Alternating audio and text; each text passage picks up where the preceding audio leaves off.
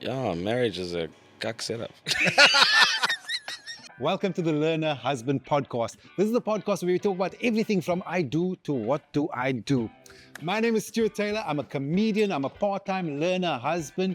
I'm not here to give you advice, guys. I'm just here to ask questions. Now, I know many husbands, when they start this journey, they're like, everything has changed. It's not the same. So I thought I'm going to talk to a man who knows all about change. This guy went from being a choir boy to being a Kwaito pioneer. Ladies and gentlemen, Mr. Zwai Bala. Thank you. How are you, brother? What's happening?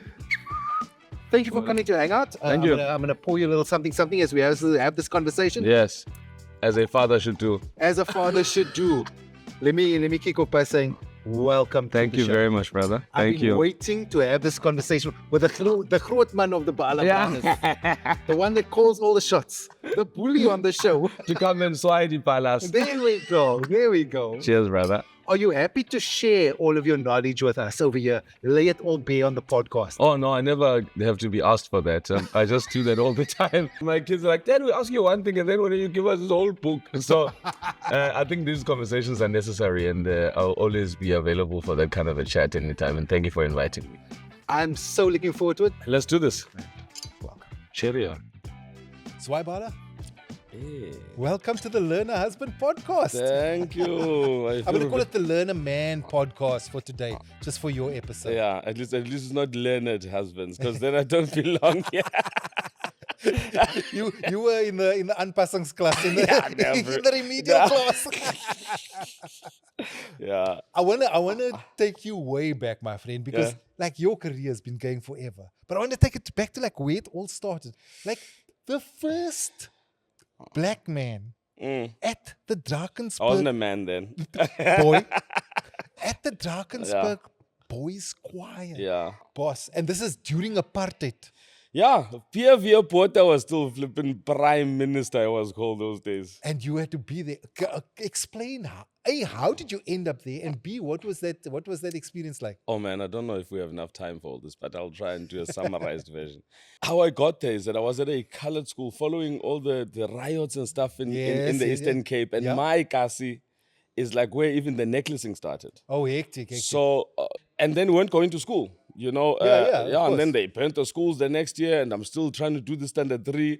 And again, then 1987, trying to do standard 3 again. Then my cousin said, no, man, we can't do this again. Let's take you to a colored school now. Okay, because there wasn't that stuff called Yeah. Parkside Primary in by Galvindale in PE. Yes, I know it. Yeah, so I get there, and they're like, yeah, but you're from black school, you must go back to standard 2. I was like, jeepers creep. But no, that didn't stay long. So after a few months there, I'm like, I've always been known as a singer. Everywhere I've been, I'm the singer. Yeah. And they didn't know, and they needed to know. Oh, so you were like, I'm going to show you. I told Mrs. Thomas, I'm like, after one lesson, I'm like, ma'am, I actually like sing, like I'm a singer. It's a thing I do. So yeah, I'm not too bad at this thing. Yeah. And she just said, okay, let's sing what we've just done now in class. It was the Lord's Prayer. Our Father who art in heaven. This big soprano thing. And she played and she was like, what? Like, what? She called the deputy headmaster was around that day. And then next thing, the whole staff is in there. They're like, we've got a phenomenon in the school. And they saw the headmaster, Mr. Miller, saw an article in the newspaper, the Drakensberg Boys Choir is doing this whole talents search thing around the country through a competition they call the Golden Voice. Anyway, I get to the very top there in entering that thing, and you automatically get a bursary to go to the Drakensberg. Wow. And but now the entering for the first round, you send a tape, Right. like a set of my singing. I know, definitely into the semifinals. So now I see where this is where going. this is going. So now, for our semifinals, they send down one of the conductors to come and hear you. Yes. So we go to Woma. Woma is a white suburb. Dude. Yes, It's like yes, it doesn't get yes. whiter than that, So, and I think my name, just reading it, doesn't. Yes, you you're can't like, tell. you can't tell. You yeah, can't tell. yeah. Nothing Zwai jumps. Bala. Yeah. There are no Q's in the name. No X in the name. Kumalu. No, I don't think it's for you. So, and I think just seeing me that I was like, okay, but we had to do the audition. Yes. And there was 21 of us out of the whole country, and then got into the top 7. So I ended up at the Drakensberg. And apparently before I got there, there was, the parents' meetings. Hey, dude, like, they had these meetings like specifically about this boy, black boy coming to the school. Some parents were taking their kids out and, and I would use my music just to push through. Got you. And get liked and, use that with chicks too. That's your skill. Did you feel otherized, or were the boys, were the boys just accepting of you? No, the boys, I picked up very quickly that it wasn't them, it was the parents. Yeah. There were boys. And yes, in the country, we didn't know each other at all. No, 100%, 100%. So now I can imagine the first day in the showers. There's the Yes. myth. There's the myth. So it's like, Behold, boys. it's like, nah, guys, it's not.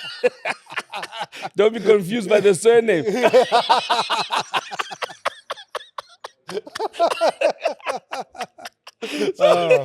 I listen. That is a crazy time, because as a PW Botha Prime Minister, I got like if that's what you experienced, I experienced like 1% of it, because I went to Stellenbosch University in '95. Yeah. So like it was after they'd crossed the Right. but there was still a vibe and a feeling. Everyone is kind of shadow boxing, and we don't quite know where we fit in. Yeah. But you were the pioneer there. But brother. for when you talk of othering, because one of my closest friends for the longest time was a guy that I met at the competition the previous year. His name is Nicholas Nicolaides, beautiful tenor, and he's a dwarf. So when we started at Drakensberg the same time, he was like, oh, I'm so excited you're here, man, so cool to see you. And he'll say to me when the guys are teasing me, it's like, you know what, Zwai, don't worry. No, they also tease me because I'm small. So they tease, because that was the first time I woke up like, it's not about black and white. It's just about anything It's that about is different. anything other. That is different. You see Got that you, with got people you. living with albinism, with whatever is different, and making the most of the opportunities. And I know that that's what makes me not different, but special in a way. Exactly. Exactly. And some boys would have issues. Like, they would be holding on to that thing, but then I go for the sisters. Hey, the sisters love me. I just have to sit on that piano. Was that you? Yes, Was that how you retaliate? You're gonna bully me. I'm gonna go sing. I'm gonna serenade your sister. And I'd be invited for prize at the and I'm just there like, this boy hates you. The sister is head over heels. I want to talk about more of that and how it impacts how you raise your kids. I may not have had parents that could afford all this, but living with all these different parents and learning, fatherhood, I learned from seeing this different. There's a lot that had to do with us because of the situation that we're in as black people. Yes. But in terms of a quality of a person or principle, I learned that a lot from the white folk. You know what I'm saying? And how their approach to fatherhood and just how important family is. And even to say like, listen, I promise. And someone says, yeah, but Zwai, you said you promised. And I'm like, oh, so what? Because we didn't have that shit. You know what I'm saying? But as a better human being, I've been exposed to a lot that I could just draw from. Amazing. A lot that I could draw from. And, and obviously because I come from a community, so everything I would experience, it was always first this, first that. I would see how I can apply it back home, how I can get my people to also see what I've seen. You know what I'm saying? So that's why I find that I've actually always been like, no, come, look on the other I could side never of the do fence. something alone. Like, so I was never like a solo artist. Like, I don't even take pictures just alone. Like, it just feels weird. Come. Let's all do it together. TKZee, Bala Brothers, whatever. Like, it's been that. And maybe it just comes from that. And trying to make a better world from what I've experienced. Got you.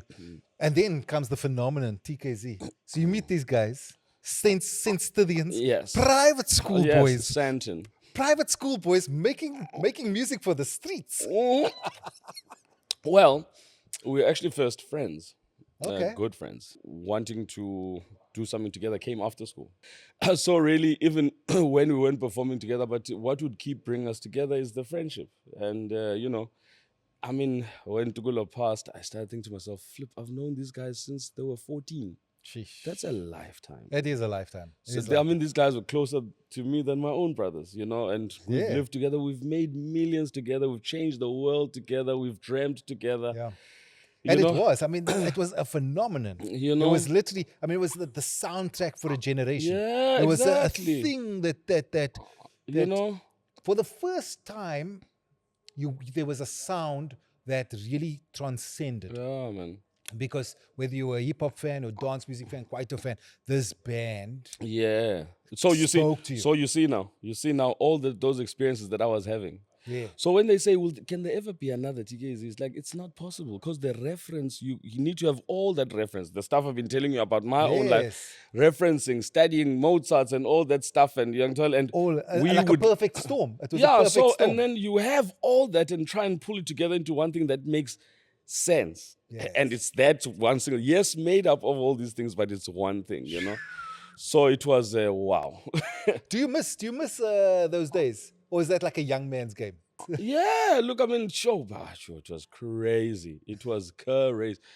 It was crazy. I mean, not like I would want it again. It was Sure. for that time. It was for that time, You know what yeah. I'm saying? And it was good. We had a good time. And it came with that age. Yes. And I was just telling a friend the other day, I'm like, jeez, there was a point when if you want to book tickets, you needed to charter a plane. So the pilot would arrive at our house, 22, bro.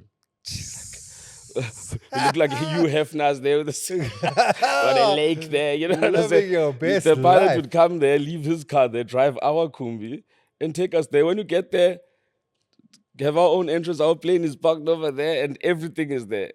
What we a didn't life. want to disconnect because we have to travel. We must still be living this life. 22 years old, living that PJ life. Crazy. Private jets. Yeah, and of course, a waste of a lot of money because we didn't know. As young boys would. Yeah, As young boys would. Exactly. Yeah. So I want to bring it back to your parenting style, your parenting ability. That's what I really want to delve down into. You in a booth, you can teach a rapper or direct a rapper. But now you've got teenage kids, bro. How are you able to do the same for them and kind of guide them and direct them? So for me, it's not been by the book. It's about working, like you talk about producing a vocal in the booth. It's about going with where they are and going with them. You know what I'm saying? Not saying, no, do this. No, do that. No, this is the way that I'm introducing, whether you're going to know it. You know what I'm saying? So it's like, so raising kids for me is like, okay, say when you, like in a bowling alley. Yeah.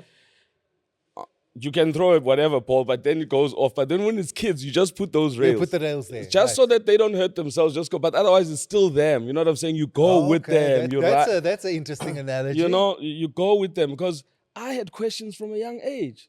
So if there's anything that my kids need to, I say to them, if there's one thing, I know Daddy talks about a lot of things, very philosophical sometimes, but if there's one thing that you must remember about what I've ever taught you is that there's no such thing as a stupid question. Right.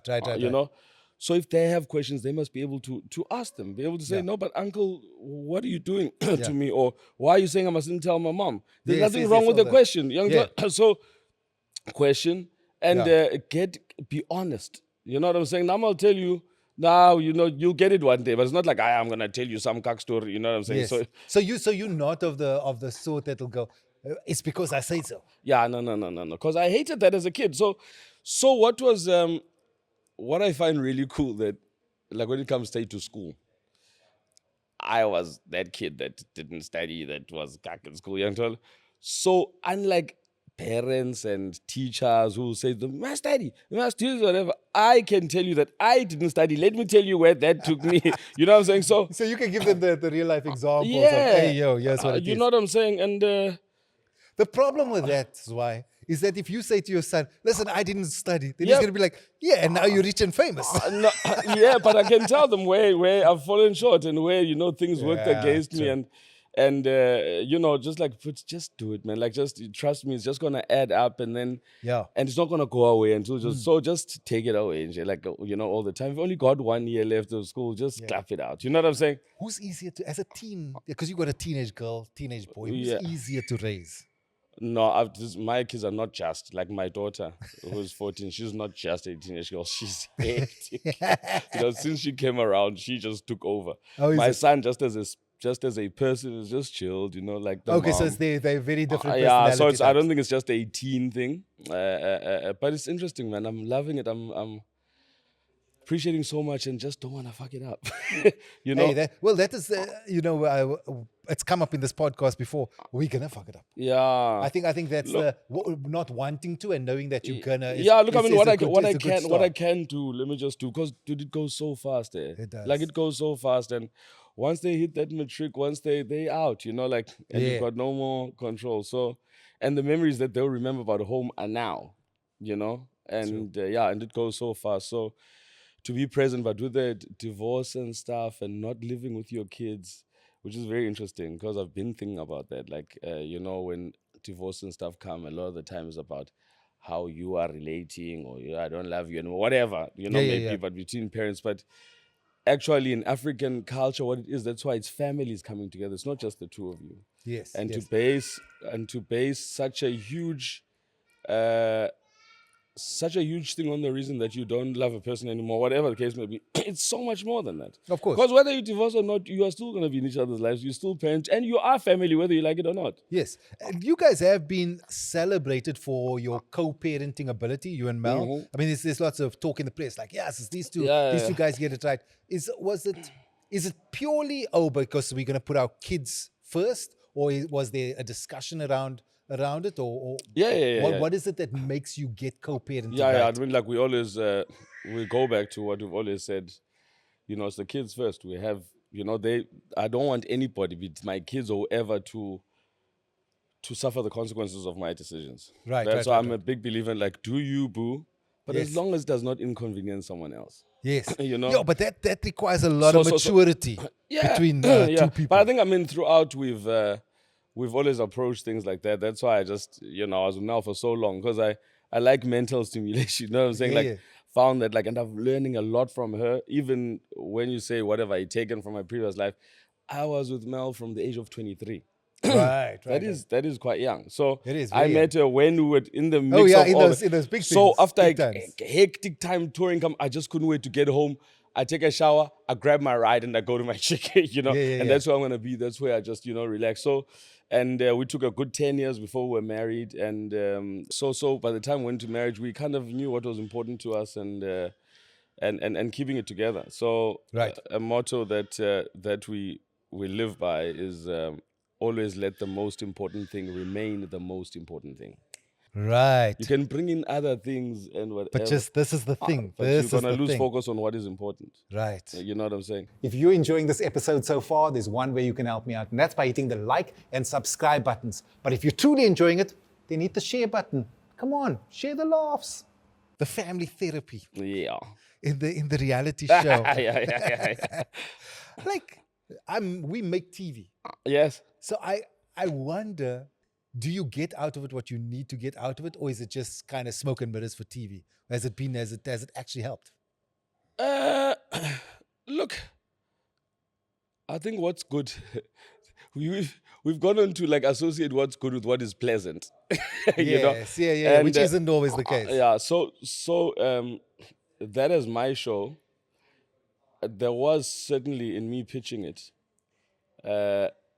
a true element of the state of affairs in my family. Having tried so much to try and bring things together, it was another exercise, just one more option to try and exercise. Maybe this will, you know, maybe this will help. You know, this will work. It was not pleasant, you know. But also because we don't address anything. So if it's going to take a TV show to address it, then let's address it. You know what I'm saying? Let's go through it. It may not be nice, but we've gone through it. You don't want to talk about your issues. We're going to talk about our issues in front of everyone now. Because it seems like maybe some of us are more comfortable in front of cameras talking about things. Okay, let's give you the biggest camera. Okay, that's the way of doing it. And I don't have to be there. You know, if you're going to feel uncomfortable, then talk it's fine. Talk to the camera. Yeah. I'll watch it afterwards. That's one way of doing it. You know, but I mean, there's many aspects, and one of the most special things about the outcomes of the show is the audience. There was a lot of, more than anything, it was relatability. Yes. People are like, hey, but I'm going through this, you know, in my family, like, you know what I'm saying? That's what I want to say. That is the power of it, is that culturally, yo man, therapy ain't our thing. You know what I mean? It's a taboo subject, and then to see the positive results, Yeah. or have someone discuss something that they're going through as well. It's a Yeah, very powerful but thing. the stories we've heard from people, like, the South African family is in trouble, man. And I keep saying that a lot of the issues that we have, social issues, Yeah. stem from this family unit that has been completely ignored. A lot of the kids now, when you check of the paras, the what kids getting into this and that, a lot of them are coming from those homes where they were just raised by the mother or the grandmother. Even the mom wasn't around, maybe Yes. and as a result, we've even decided to get the family foundation, the Bala Family Foundation, to actually now, the key focus to be family. Yes. Because we just feel there isn't much done, and everything starts in a family. And it took us doing that show. It took us going through for us to realize all that. Like my awakening now, is that is when I find shit. This guy is saying what I've been thinking or what I've been seeing. So when you're in a public space like that, I know that there are kids or family leaders that can see, yes, you can stand on principle. Yes. You know what I'm saying? We've got this thing, but you can't say this because they are older. Okay, which is right? Must you lie or come across it? 100%. But it can still have a good relationship with truth. Hey, dude, a good relationship with truth. Hey, dude, we have hectic relationships with truth. So it's for those kids that are, or those people that find that relativity there as well. Yes. So we can embrace each other and be more compassionate with each other, and we're all human. Man. You know what I'm saying? Okay, listen, I want to wrap it up. I want to ask you a question very quickly over here, and it's about hindsight. Big thanks to the team here at Moto Village in the southern suburbs of Cape Town for hosting this episode of the Learner Husband podcast. Moto Village is basically a petrol-head's dream come true. You can pop in for a coffee, come buy your dream car, or even have your car detailed at the Glossfather, or take care of full body repairs. But the best part is that this unique space is available for hire. So give them a call to inquire about using the space for your next event. They say hindsight is 20/20. So I want to ask from the perspective of, you were married, you were with Mel for a long while, right? You understand the ins and outs of marriage, what is difficult, what is easy, what works, what doesn't work. If you were to give your son advice on marriage, what would the top 3 tips be? If you're like, yo, my boy, here's the thing you must be aware of when you go into a marriage. Compromise. That thing of like, I know you must compromise doesn't mean compromise yourself. Okay, compromise the situation, not Yeah, yourself. like I know it's about compromise. No, don't get to a point where you're compromising yourself, because that's going to work against you. Okay, you're gonna miss yourself. That's a top tip. That's a top tip. Second tip. And if you meet someone, always let the most important thing remember: you love that person for who they were. So now don't change them to what you didn't love them for. Right. Now you should still be able to be yourself in this. As opposed to trying to change the person into what you want them to be. Yeah. And exactly. Shit, man. Yeah, marriage is a cuck setup. Just as a setup. Just as a setup. And also, we are families. Your love for that person is not enough, because it's 2 families. So always consider the other people that you're involving in this.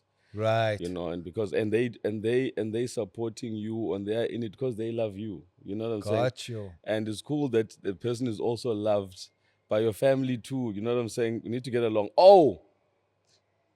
Hey, don't commit too early, number 1. Number 2, don't commit too much until you've seen that person in social setups. Right. How they are with other people. Yes. That will tell you what kind of a person they are. Gotcha. Because sometimes you lock yourselves up and then you all get like just the 2 of you. In the honeymoon phase is good time. Then you take her out and you're like, they are with other people. And do your groundwork, man. Ask how much you taba, Excel, same one. Skip on. I'm fine. And trust what they say. That is about, are you doing this because you're doing it for me, or you're doing it for yourself? Are you here because you want to be here, or you here because I want you to be here? That's a question every man is going to ask himself, sir. Let's hope the guys ask them that question before they get married. Yes, absolutely. Zwai Bala, thank you for hanging out. Thank you, Stu. Always a great time. Thank you very much.